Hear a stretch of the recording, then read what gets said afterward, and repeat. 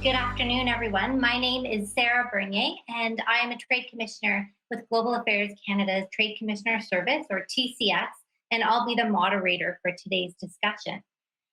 So as previously mentioned, I work for our TCS Ontario Regional Office in Toronto, and I help Ontario-based technology companies go international by connecting them with our over 1,000 trade commissioners in our offices around the world. Now, we have 6 regional offices across Canada, so I encourage all of the companies listening today to make sure that you find your domestic trade commissioner point of contact in Canada, if you haven't done so already, who can provide you with that internationalization support and guidance. And you can find out more at our website at tradecommissioner.gc.ca. Now, for today's discussion, you will learn about how the EU is regulating ICT technologies. You are going to hear from ICT trade commissioners in France and Italy on how to advance your business strategy in these markets, as well as my colleague from Brussels on the regulatory framework. And we will hear a testimonial from a Canadian company that's been successful in the market, Hootsuite. Let me introduce our speakers. Aliénor Faget is our Trade Commissioner for Digital Industries at the Mission of Canada to the European Union in Brussels. And her role is to help Canadian ICT companies better understand the EU regulatory framework. Clément Thiebaud is our Trade Commissioner for the Digital Sector based in France. He has been working for 11 years at the Canadian Embassy in Paris, and he helps Canadian businesses get information, advice, and contacts to advance their strategy in the French market. Matthew Kalish joined the Trade Commissioner Service for 10 years ago, and he is currently posted at the Canadian Embassy in Rome, where he focuses on trade promotion in the ICT sector, as well as science, technology, and innovation partnerships between Canada and Italy. And Stéphanie Genet is Vice President for Global Affairs at Hootsuite, and she will tell us more about Hootsuite's successful expansion in Europe. So I remind all our listeners to please pose any questions you may have at any time to the email address you see on your screens. And I will now turn over to my colleague Aliénor. Thank you, Sarah, and good afternoon, everyone.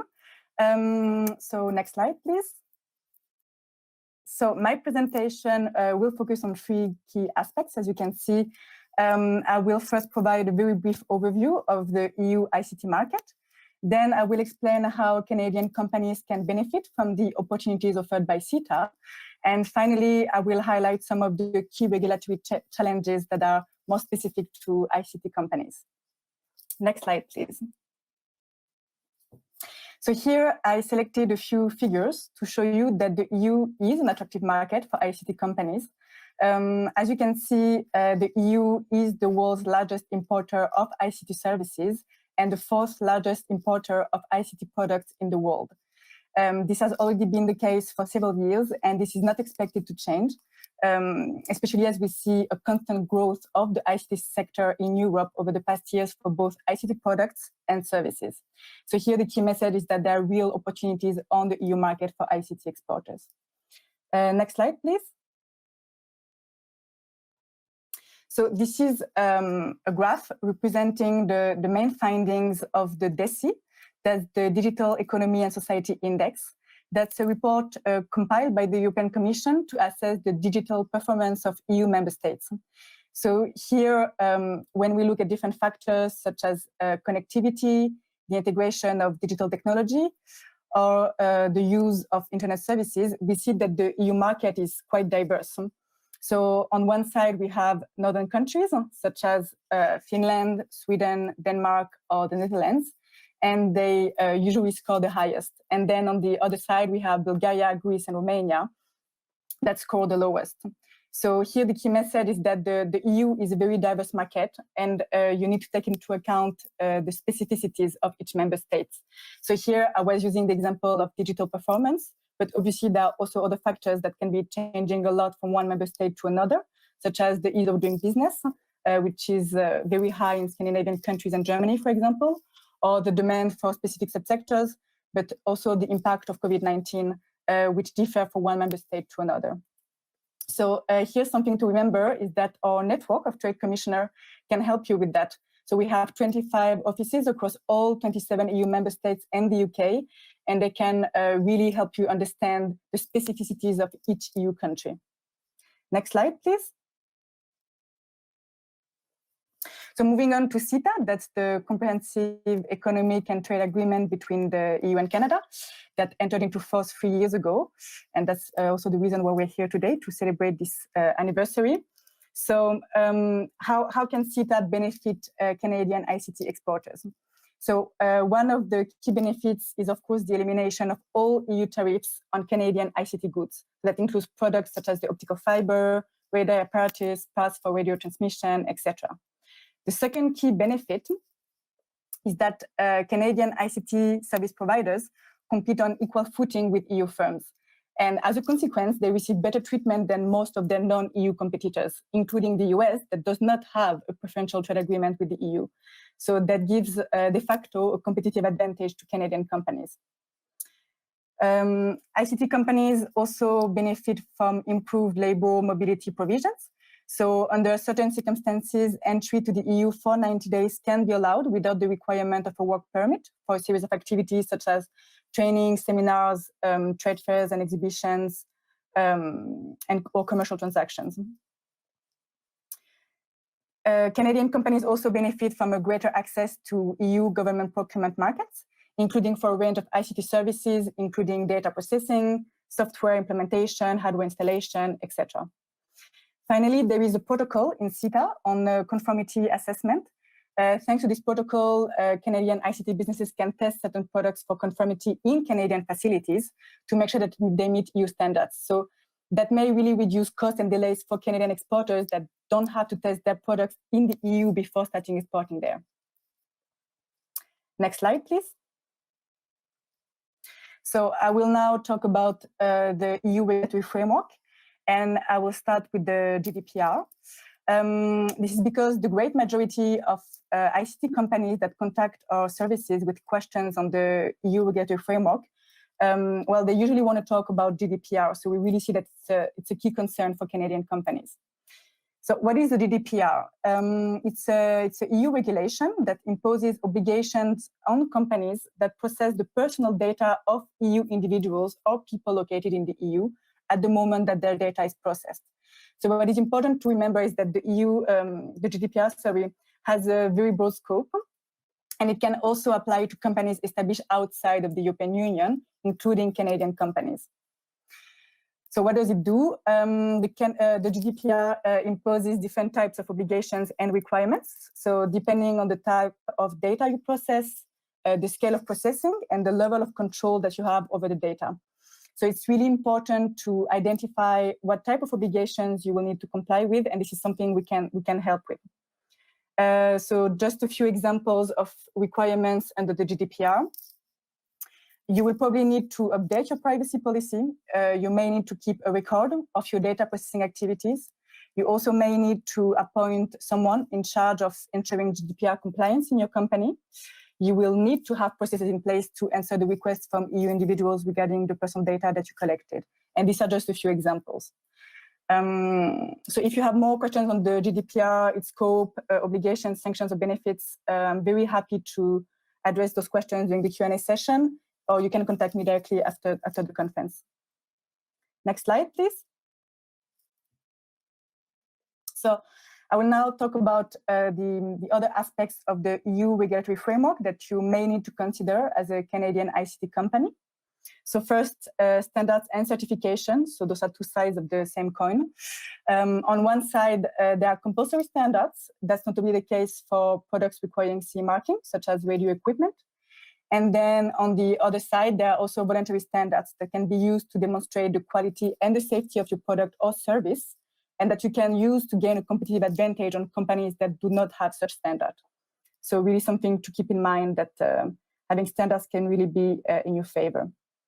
There is also an EU regulation on non-personal data that is definitely less constraining than the GDPR, and it provides a lot of flexibility to companies. So it not only provides for the free flow of non-personal data across the EU, And I often get this question from companies, where should we store non-personal data in the EU? Is one member state better than the other?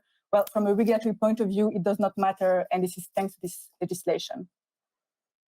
There are also rules related to contracts for the supply of digital content or services.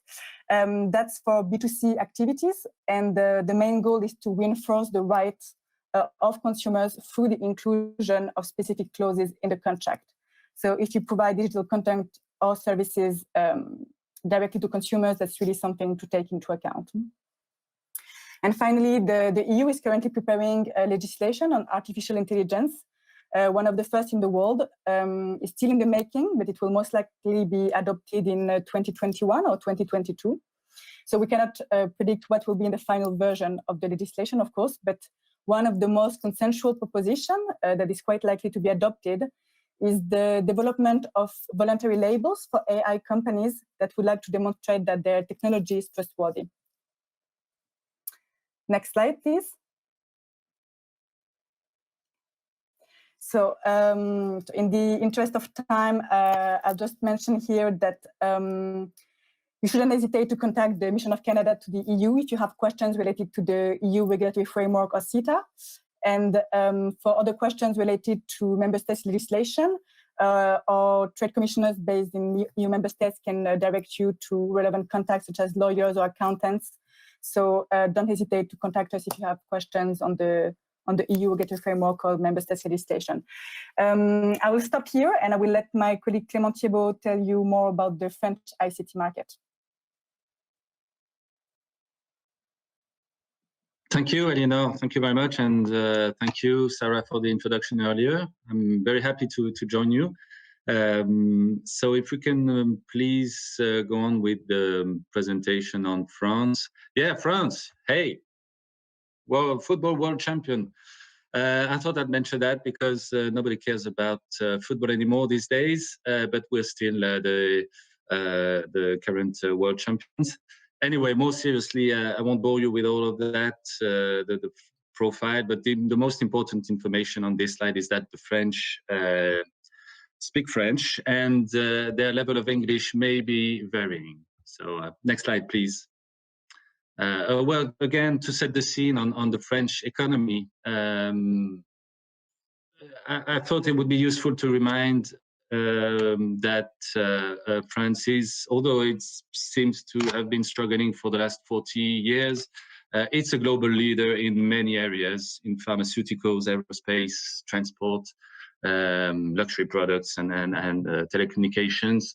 And this is where your clients will be. So we'll see a little bit later on how French ICT sector takes advantage of this position with strong industries and strong servicing companies. France can be seen as a springboard to Europe. Eleanor mentioned the fact that Europe is the largest importer of services worldwide, and that's very important to note. Of course, there's a long-lasting relationship with Canada.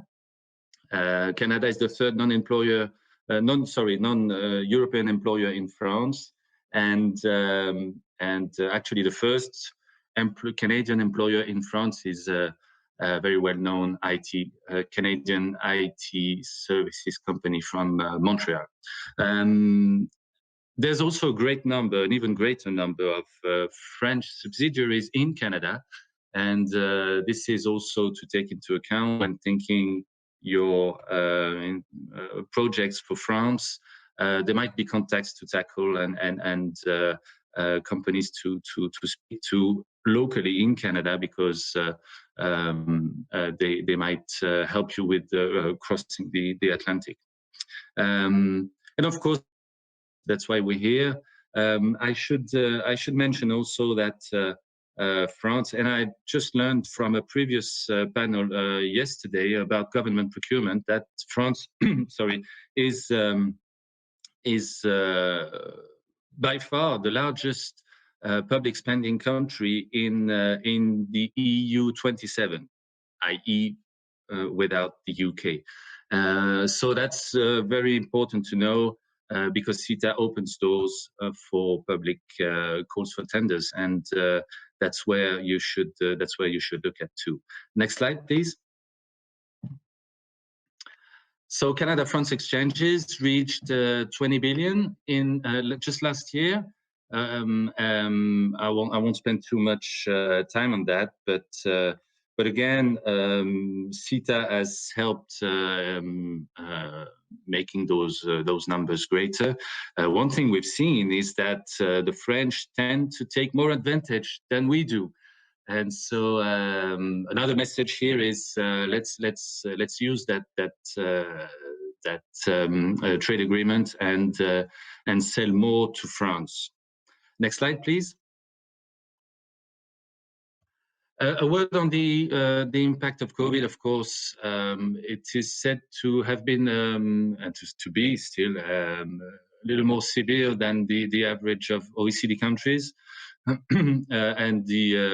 the government response has been very strong since March earlier this year, since the very start of the crisis here and the first confinement. There's been very strong measures for protection of workers and companies with state guaranteed loans and tax breaks.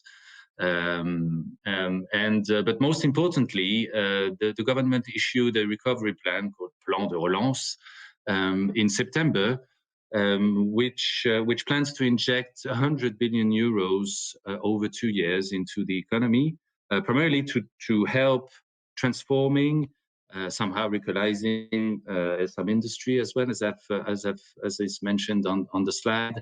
But more interestingly for us, this is aiming at digitalizing the economy and the industries. So that's very interesting too. Next slide, please. So let's jump into the French digital economy per se. It's a sector that's been in very good shape for the last 10 years or so, with growth rates of 4 to 5% every year. And the French have been able to build a very strong ecosystem of companies, bridging the gap between the larger companies of those very fruitful industries that I've mentioned at the start. Those great companies in aerospace or in transport or in banking as well, in all areas of the industry, with startups and smaller ICT industries or companies. And this has enabled the French to build excellent centers in fintech, Industry 4.0, IoT, and the whole open innovation sort of framework does work very well. As I said, there are big groups leading the way, both in the digital sector as such, with Atos and Capgemini and Orange, etc., Dassault Systèmes, which is the first software publisher in France, as well as large companies in other sectors who are using creativity of French startups to of course make their offer better. And I should mention also the strengths of French networks, both telecommunications networks, both fixed and mobile, as well as the creativity of the content industry in many aspects. Next slide, please. So a few figures. I won't bore you with all of that, but just to show on the left-hand side that the structure of the French ICT industry is very much that of a small number of very big groups and a huge majority, more than 80%, I think, of companies of less than 10 or 20 employees maximum. So it shows that again, most Canadian companies will find their place within that landscape. On the lower side of the slide, you can see a comparison of the turnover figures of various industries, some of the most important industries for France, with regards to the software and IT services turnover, which reached about 90 billion euros last year. Next slide, please.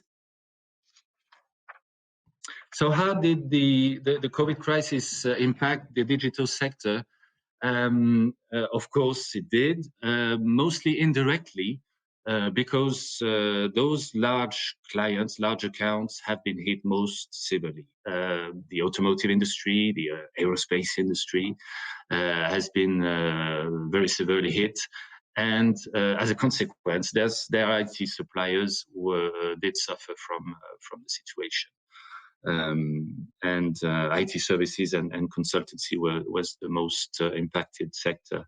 On the other hand, there are exceptions to that, and such subsectors as the cloud services, software as a service generally, because the model is obviously more resilient to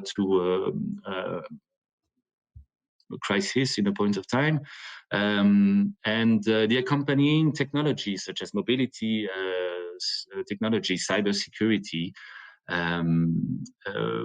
has been behaving pretty well during the last few months. I attended a conference just yesterday where I could see that some of the French startups and companies in cybersecurity, for example, are actually very aggressive and are now pushing on international markets. So again, that's an area to look at, and it's probably time to push hard. Next slide, please. So, what are the challenges for a Canadian company looking to sell, partner with France? It's a mix of both structural challenges and those related to the circumstances. Sorry. Structurally, of course, the competition is very strong, and that's a challenge.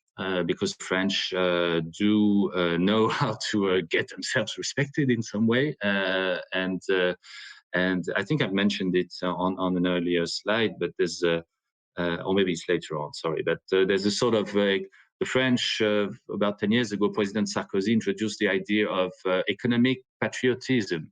And it somehow stayed in people's minds, and they like to have their local networks work rather than some faraway company from Canada, for example. Of course, CETA does solve a lot of these invisible barriers, but still, in some ways, in practice, you've got to fight a lot with the local competition. So a few ideas to overcome that issue. Network a lot, as much as you can. Do your homework. Learn about this competition. Know who are these competitors, and try and put forward one very strong competitive advantage, maybe. Another structural advantage, of course, is the time zone difference. You can't do much for that, but using a local presence or leveraging your local contacts is your way around that. And of course, there's the idea in the current circumstances to take advantage of the COVID context, use as much as possible these flourishing virtual conferences. And somehow maybe as everyone's working from home and digitally more than ever, somehow decision makers are a little bit more accessible than before. Next slide, please. Thank you. So opportunities, what are they? The needs are still enormous within the economy. I've mentioned the large industry. Those large industry players developing accelerators and working on the open innovation. using technology from this startup or from such supplier.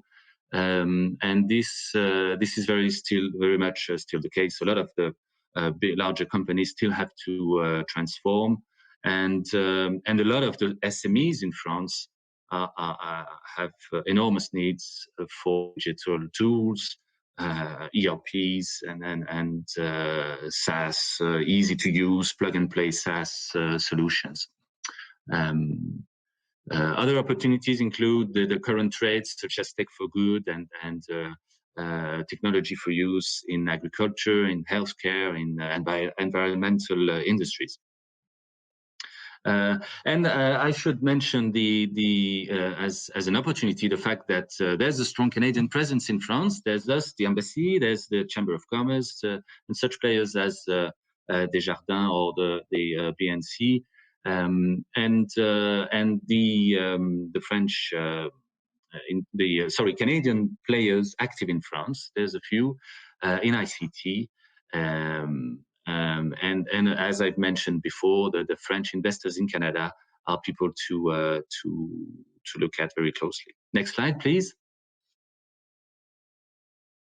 So how, in terms of business, some of these elements can seem a bit cliche, but they have a little bit of truth. Each of those elements has a little bit of truth in itself. The French are very much Latin in their way of doing business. They like to analyze things very much, especially in ICT, where you speak to engineers all the time. They like to understand this software and how does it do that and why and how and what if, etc., etc. Whereas we tend to look a little more quickly at the bottom line and what's in it for me. So patience is important in your dealings with French buyers. They usually take time sort of assessing the proposal that you may make to them. And yeah, my main recommendation there is to adapt as much as you can.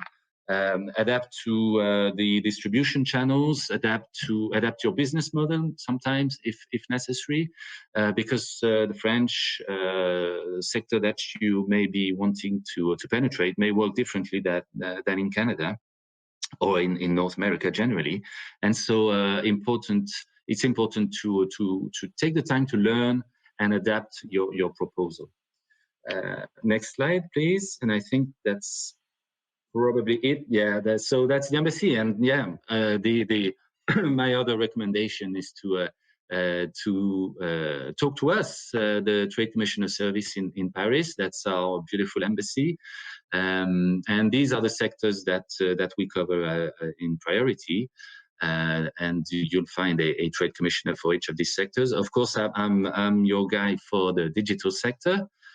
Sometimes, if really you are targeting a company, a client which is active in one of those specific sectors, in particular, then of course I'll try and use my colleagues' know-how and network, hopefully, to access these people.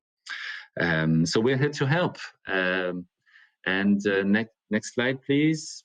And I think that's the conclusion. These are our services, and again, the email address of our info center. Please do reach out, and I'll be delighted to speak. And I'll thank you for your attention. I'll now hand over to Matthew Kalic in Rome for his advice on the Italian market. Thank you. Thank you, Clément. Okay, good afternoon. My name is Matthew Kalish. I'm a trade commissioner at the Canadian Embassy in Rome. And I'm joined this afternoon by my colleague, Simone Grassi, who's based in Milan, which is Italy's financial and industrial capital. We're here to tell you about the ICT sector in Italy and what it has to offer. Imagine yourself in Italy. What do you think of? Maybe it's world-renowned art, architecture, outstanding cuisine, the most UNESCO heritage sites in the world. While Italy is rightly famous for its cultural treasures, it's also the third largest economy in the European Union and the eighth largest economy in the world, with a nominal GDP of over $2 trillion in 2019. While Italian food processors, fashion houses, and luxury car makers play the most visible role in the strength of the Made in Italy brand, there are plenty of opportunities for technology companies in this market, driven by developments all across the ICT sector. One of these developments that's come about quite recently is that venture capital is playing a much larger role in the Italian economy than it did before. Right now, there are approximately 100 active funds, including a public investment fund, which is worth over 1 billion euros, with a section dedicated exclusively to technology growth and innovation. As well, we're learning that more and more, many of Italy's largest companies have launched open innovation hubs to scout for new technology partners worldwide. And many Canadian companies have even had success in accessing what these acceleration hubs have to offer. Furthermore, Italy's strong manufacturing sector is undergoing a digital transformation to help it keep pace with peers around the world. Next slide, please.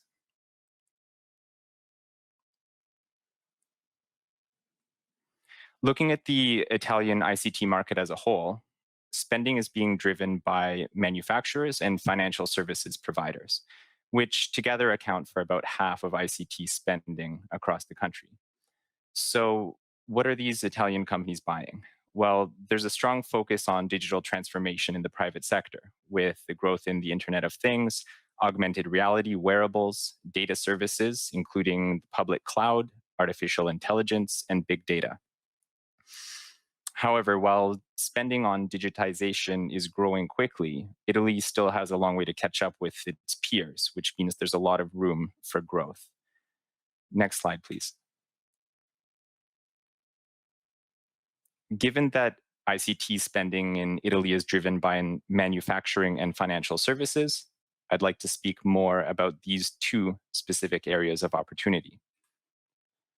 Next slide, please. Italy is the second largest manufacturing economy in Europe and the fifth largest manufacturer globally. The sector focuses on high quality goods in areas such as machinery, agri-food, vehicles, and fashion, produced predominantly by small and medium-sized enterprises.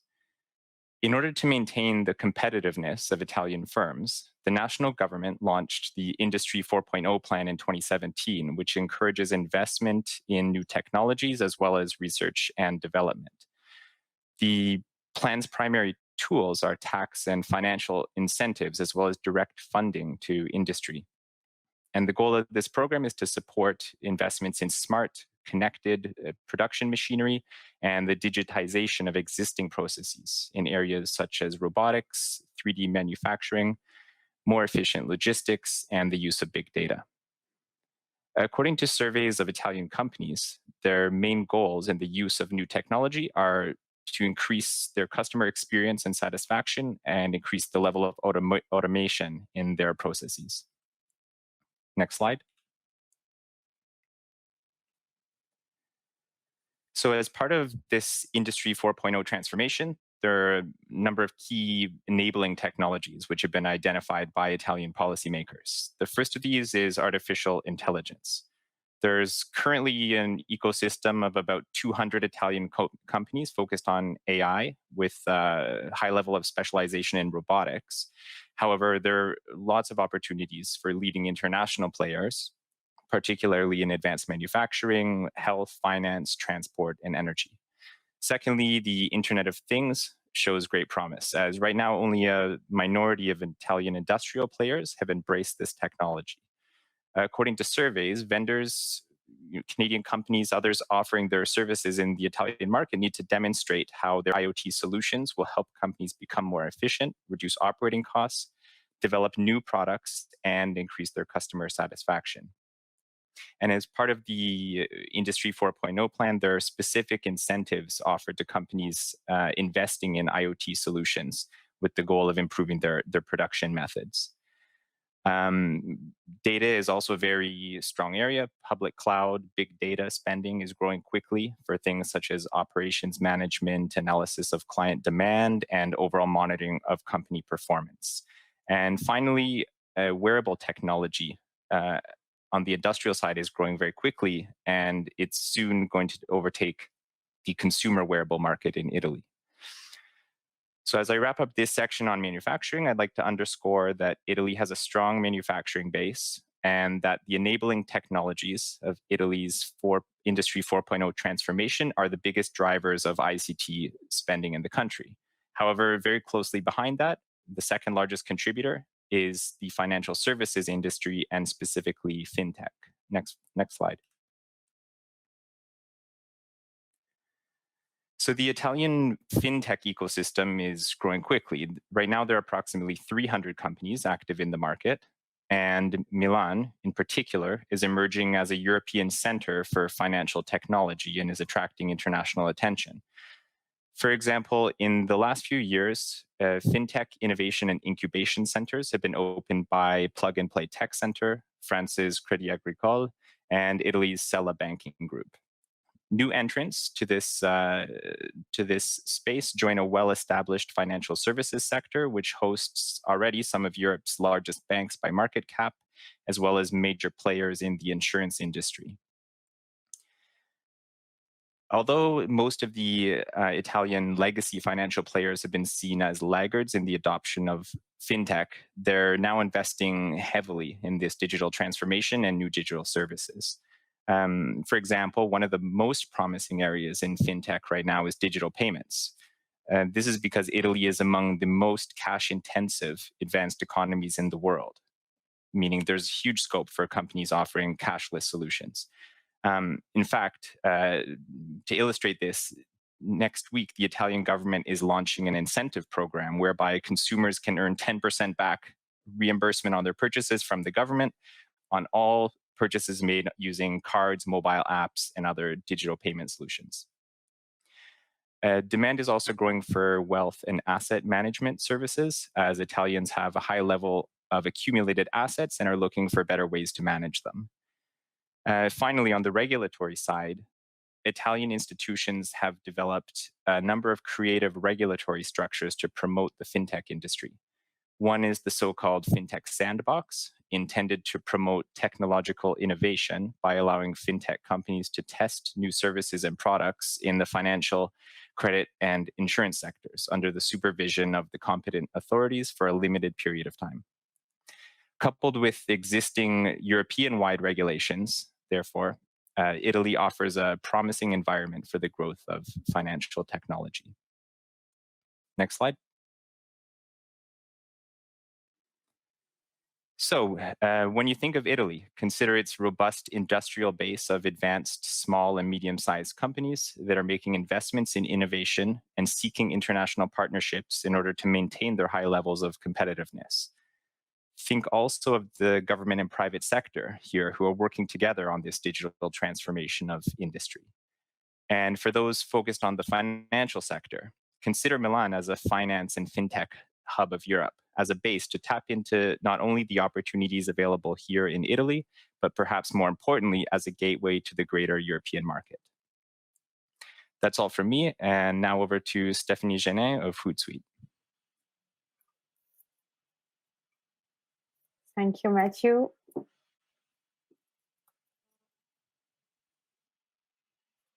And so, Stephanie, we're starting with you today as the Vice President for Global Affairs at Hootsuite. I'm conscious of time, so let's jump right in. Can you please give us an overview of what is Hootsuite? Yes, thank you, Sarah, and thanks for having me tonight or this afternoon for some of you. So Hootsuite is the global leader in social media management. We are a Canadian startup, we're startup now more than startup, created in Vancouver by Ryan Holmes, who's for the Canadian is a famous entrepreneur. We have about 18 million users worldwide. on what we do in Hootsuite, we believe in the power of human connection. We were created to help people connect on social media and do amazing things. Yeah. And for businesses, we help really business to reach new audiences, engage with community, and comes with new sales lead creating from social media as well. That's great. And can you give us a feel then for what you've done in Europe, background on some of your experience in Europe, as well as how you've expanded across the continent?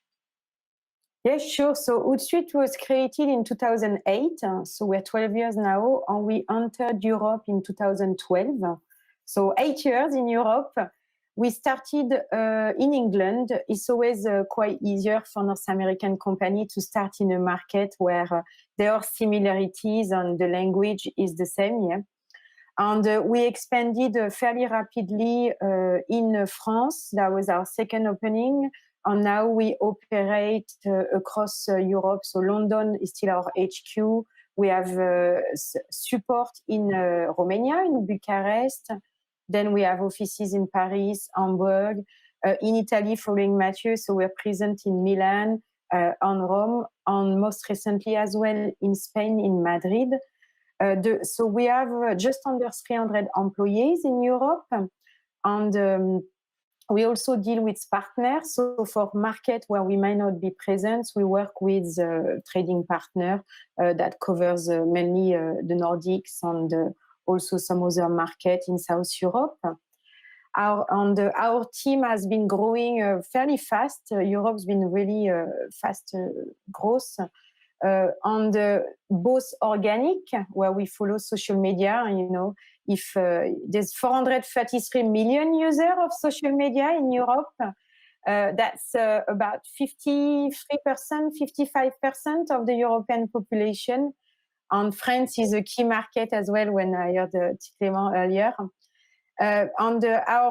We also grow by acquisition. So we acquired company in Romania that was to help us where we had portfolio gap, and most recently as well in Italy. And now it's fully operational. In terms of expansion, that's been to double digit really fast now. And that's us for Europe. Okay. And so in terms of what are some of your top 3 challenges that you have seen and that companies should be mindful of in European expansion? Yes. So the first one, and that came earlier with the other participants, when we talk about diversity in Europe, it's really, I don't think people realize until you trade in Europe, you know, especially when you come from another continent. Yeah. And the diversity is across the culture, obviously the languages, but from legislation perspective, and especially employment laws. I think that's the number one challenge, is to really adhere to the various employment laws. Very stringent in some countries, so it's not quite the same as sometimes the North American rules. So that's the number one challenge, is to adapt to that. The second, and Aliénor touched about it, in terms of data privacy, obviously we had GDPR, but I would say Europe is probably the most strict in privacy law. So you need to make sure you're fully aware of that. Yeah. And the third one, which is in terms of diversity, but has been covered, it's the trading, the trading culture, the business culture. You know, when we talk about the French or the Italian, is so different. So until you have, you really get the culture, it can be quite surprising for company trying to enter the different markets. Yeah. Thank you. And one final quick question. What does 2021 look like for you and your company, and what brief advice do you have for those listening today? Sure, thank you. 2021, after the year we had, 2020 is quite hard to predict, but one thing where we talk about also data privacy is Brexit for us, you know, like all of us in Europe. I'm French, you can hear, but I'm based in London, and I'm still, on a French passport, only French passport. But Brexit, so from a trading agreement, if there's one or not, we're not too sure. So what's going to look like? We know there will be some restrictions, so it's something to be mindful. On Brexit as well is creating another challenges on our people movement, because we do have, by nature, social media, we have a fairly dynamic and young workforce, and lots of our talent or rather go back to their native country than staying, maybe coming to London or moving as well. Yeah. So that's the main challenge. In terms of maybe opportunity we see for Hootsuite, so that's kind of the flip front of COVID. It's not all been challenges, because we talk a lot about acceleration, the digital acceleration. We certainly saw that quite a lot. So for us, it's helping businesses to tackle the power or the business power of social media. And that will come with some faster growth for Hootsuite, because social media, we've seen a lot of company on the research we've done. That's been really the connecting tissue when people are working remotely with COVID, and for businesses as well to engage much more with their community and their brand. Yeah.